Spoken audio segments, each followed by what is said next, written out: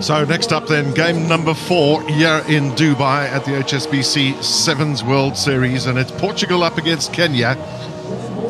Also a very, very tough game this between these two teams. Paul True, the new coach of Kenya, will be looking to make his point as well, and he's been in preparation with his team. Portugal naturally also have struggled somewhat, but down here in Dubai, they reached the quarters last year, and of course we remember that wonderful try from their captain Pedro Leal. And well, Kenya in third position last year, so a happy hunting ground for them in many ways, but a lot of unpredictability about their team too. Yeah, Paul True has been very cautious in his words leading up to this tournament. His first ambition for Kenya is to get them through to the Cup quarterfinals here.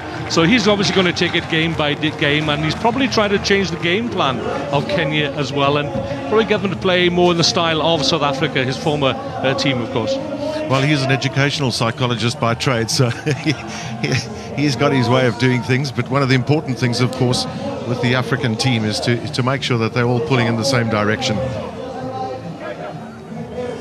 So a big game then for Andrew Amonde. Matt O'Brien will be our referee for today's match. There's Paul True in picture there in his new role. Yeah, this is his first tournament. He wasn't in position, of course, at the Gold Coast tournament last month. So pressure's still on the shoulders of Paul True. It's strange to see him in an unfamiliar blue shirt. It's the green and gold of South Africa, of course, where we'd seen him over the years. So the Kenyans will get play underway then. And that's a pretty good kick in, straight down the middle. We're just looking for a little bit of height. Some good work, Patrick Agunda there. Collins and Jera naturally a very important part of this Kenyan team.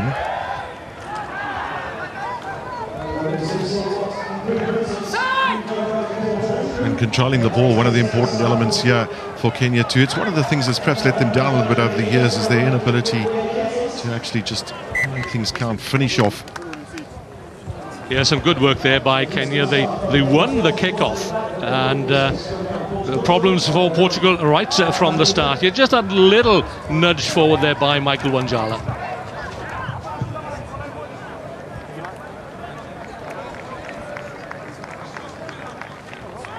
So Pedro Leal with the put-in then for Portugal in a very defensive position.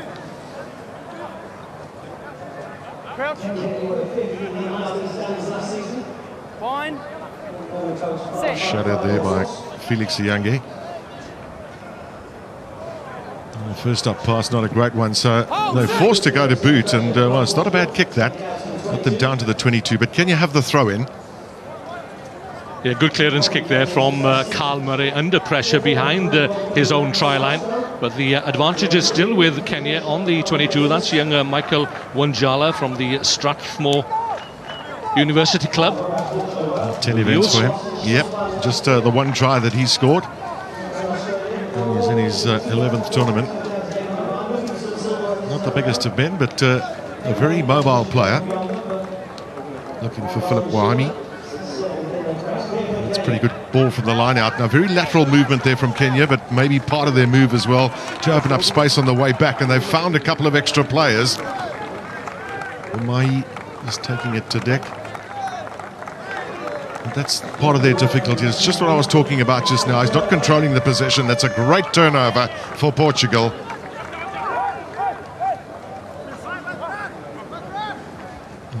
In this game of sevens, it's really so important to just keep ahead, show patience where it's needed. There, Pedro Betancourt doing exactly that. Instead, one of the men who's been around a long time for Portugal. And you'd expect him, of all people, to show a little more patience rather than put in that speculative kick. Adorito Estevez. When, you know, kicking is also something that's frowned upon, but I mean, if it's accurate, good kicking, you're able to maintain possession, that's great. That one from Estevez was not great, so they've given it up, and they know the Kenyan abilities as well to counter-attack. So a long pass out there from Adima.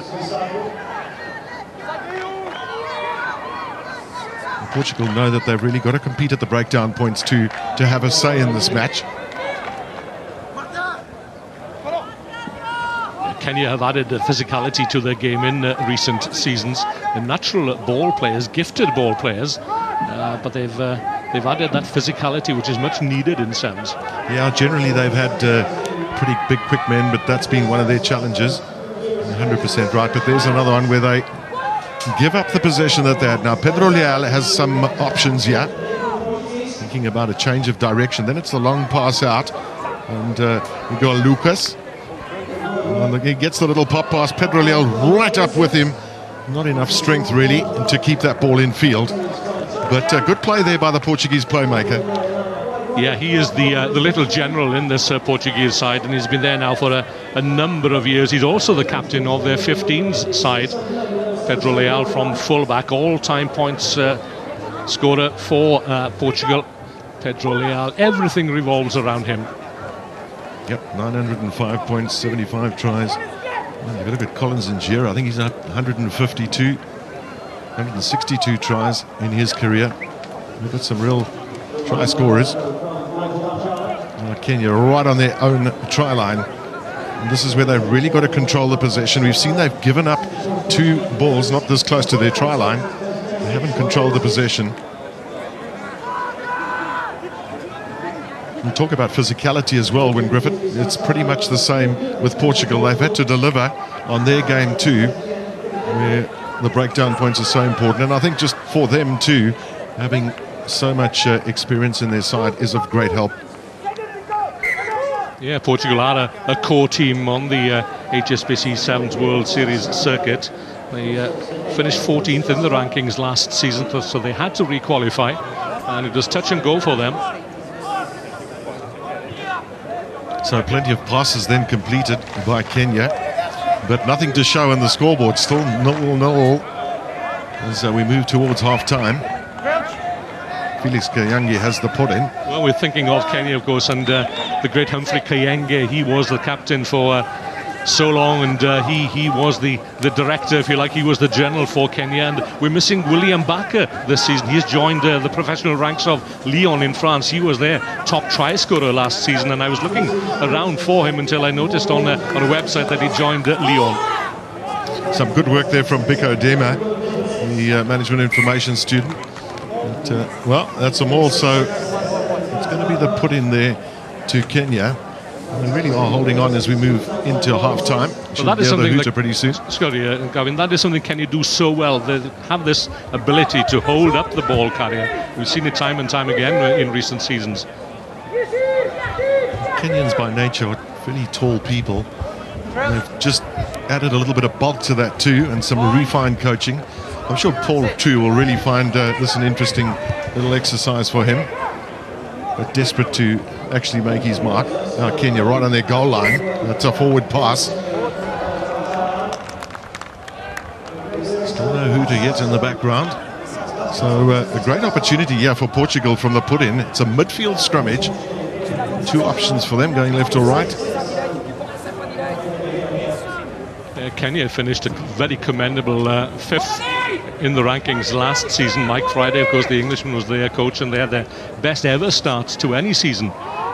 Did Kenya, but different coach, and there he is, Paul True. As we said a little earlier, of the 12 teams, there are 9 new coaches. So those winds of change have swept the Sevens rugby circuit. A little kick downfield, and the bounce is favourable enough for Kenya to retain possession. Can somebody get some points before half-time? So Kenya have the penalty. Yeah, this is a good opportunity for them, but they need some runners to go along with Oscar Yodi.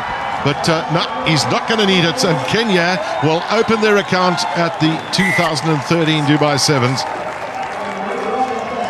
Well, it was a long time coming, wasn't it, for Oscar Ayodi? But it was his speed of thought, as well as his innate speed as well, which has given Kenya the advantage. A quickly taken penalty. It's not been the best 7 minutes of rugby from Kenya, that this young man, one of 3 homeboys RFC players in the Kenyan squad, and it's been a great year for homeboys. They've won a series tournament in the Safaricom series in Kenya, their first season on the circuit, and one of their young men, Oscar Ayodi, has given Kenya the advantage. Well, you hit the nail on the head there, really. It was the speed with which he took that kick that just gave him the opportunity. The conversion is wayward, but it is Kenya at halftime here at the Sevens Stadium in Dubai, leading by those 5 points to 0. Pitten two, eh? Against Tuko. The grass. Oh, but Lord Jesus Christ, in the love of God, and the flow of His Holy Spirit, be with us now and forever. 1-2. Kenya. 1-2. Andrew. 1-2. 1-2. Let's go, guys.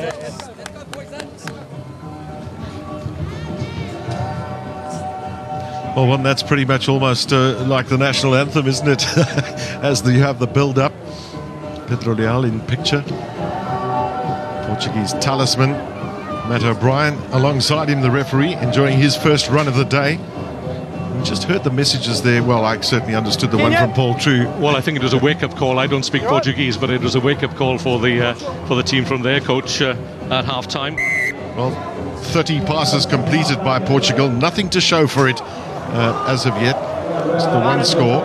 Can this man make a difference for them? Back to Federico Oliveira, one of the former captains of the Portuguese side, but they're going to come back here. There was no advantage, and it'll still be a put into Portugal. Let's look at the success rates as well of these two teams. Kenya around about 40% win record in their career, and around about 30% for Portugal overall. Interestingly, Portugal failed to gather the kick-off in the first half. They failed to gather the kick-off again at the top of the second half. Such a crucial element in sevens rugby.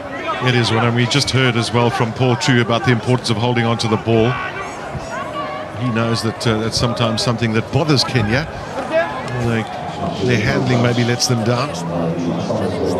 In a tight game like this, you've got to make 100% sure that you don't turn over. So Felix Iyangu will take the quick one here. Just haven't seen anything of Collins Injera yet. Multiple try scorer for Kenya.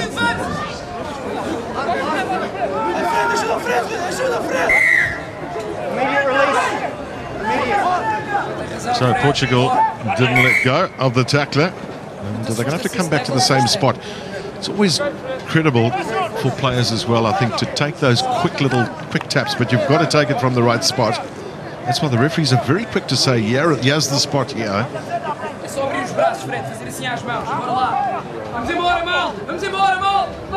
So Kenya, courtesy of Philip Wamai.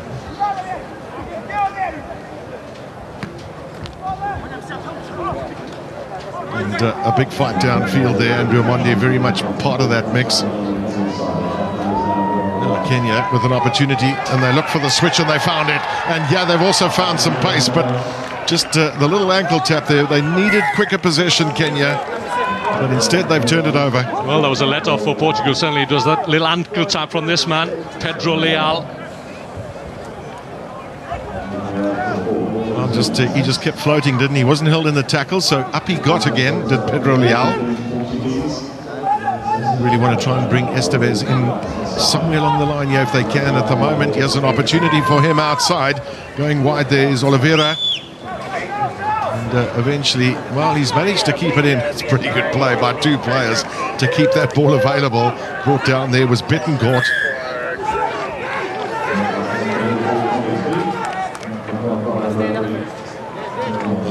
Matt O'Brien right on the spot, then he takes a bit of a thump there from Miguel Lucas. Well, I thought Betancourt had released the ball after the tackle, and he picked it up once more. Here's Collins Injera, Felix Iyangu. Now again, Kenya look like they're finding a little bit of space. Once they've got the space, they've just got to open it up for the pace of players like Collins Injera. Well, Portugal are having to make more and more tackles, 23 of them in the match to the 8 of Kenya. There's Estevez. Natural winger, good strong runner, big man, and just eventually brought down, but they still, Portugal have an opportunity here. Just stood and looked, didn't they? Perhaps they could have got moving on the left-hand side. They've got an overlap here. Estevez, oh, so surprised. He sees the goal line beckoning, and over he goes. That's a vital score, that, for Portugal. Well, this game could turn on a mistake on a score like it added to Estevez twice in the movement. But look at him, he's out on his feet. The conditions are very, very difficult for players here. Searing heat, and Estevez surprised himself, I think. He took his try well. Couldn't believe the space he found, you know, and again it's back to Paul True's half-time talk. Kenya not listening to what he'd spoken about. Tackle there, attempted tackle from Philip Warmai. Pedro Leal will want to get this one over. It's been a very tight game. This to go into the lead. No problem for the little scrum half. We're bound to see some changes here. Just a little addendum to that conversion there. The conversions have to be taken now within 30 seconds. It's a change to the ruling over the last week, whereas it has been 40 seconds. It's deemed that 30 seconds are sufficient for a kicker to take the kick. It is a fast game after all, and the referee is an official. They're trying to speed up the game all the time, and that's a most recent development. Well, Estevez in the interim has left the park, and I think he just injured something or other when he got over for that try. Just came limping off. Of course, you've got to save your personnel as much as possible. It's 2 grueling days for the 16 teams in the HSBC Sevens World Series.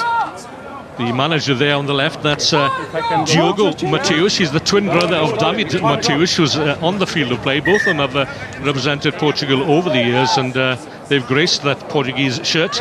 Diogo Mateus, the smaller of the 2 twins. Humphrey Malama on debut in the scrum half position. So Kenya, what are they going to do now?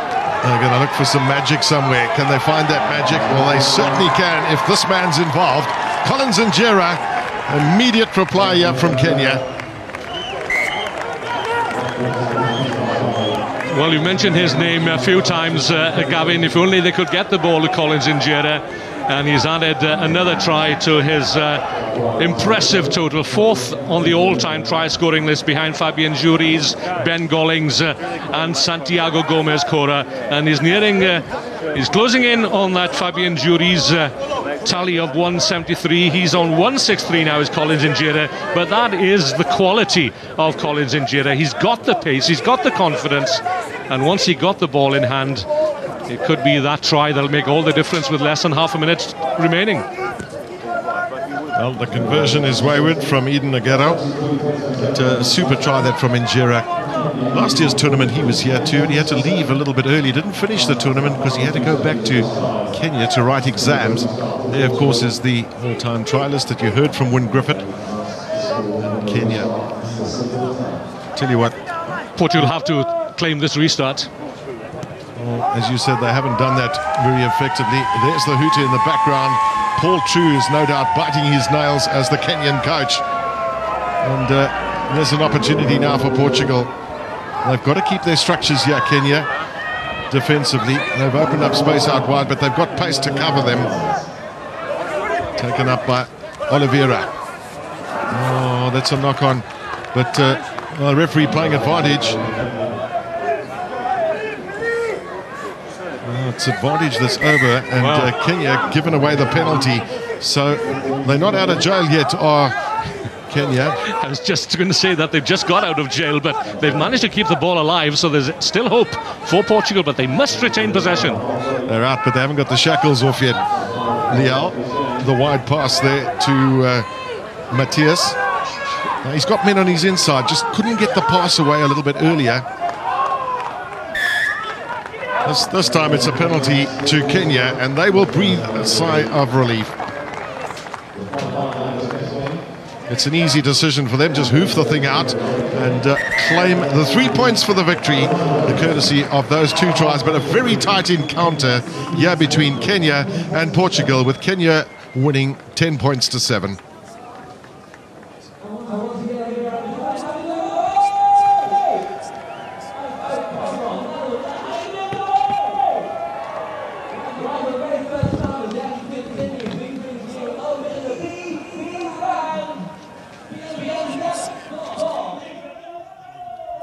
it's a job not introducing you as the South Africa Sevens coach, I have to tell you, but Paul True, Kenya Sevens coach. Welcome back, Paul. How does that feel to get a first win? Oh, it's good to be back, and yeah, I think we just wanted to get over that first one. I think it's always better to win ugly, not to win a game at all. But I think it's going to take a while for the guys, maybe just to adapt to the new structures and our attacking plays and defensive alignments. But it's a good start for them. I think hopefully we can keep holding the momentum towards the end of the day. Yeah, a tough start, but is that what this is, a start? Is that what you're calling it? Well, I think obviously we're missing some key players, but I think we wanted to give some of the youngsters a taste what it's like to play at international level. And I think, they're not going to get the confidence unless they start implementing this stuff. And I think this is what they're now seeing. At least now we have a couple of clips that we can show the guys and see what we can do better, what we need to stop doing, and just take it from there. 6th in the world under Mike Friday last year. You're looking to do, put more good work in. Can you go further? Well, I think it's going to be tough. I think, we're going to set our own milestones and our own targets. I think the players must just grow at their own pace. It's going to take a while for the guys to adapt, just to the new coaching philosophy. But like I said, it's just one game at a time. We're going to put this game behind us, just see what we can improve on for the next game against France, and just hopefully, qualify for the quarterfinals. Just finally, whole new world for you. Are you enjoying it? It's tough, it's a different world, but the players are a pleasure to work with, and our supporters, they're fanatical about the game and about their team, and we just want to give back and hopefully to make them proud as a nation. Thanks, Paul. Thank you.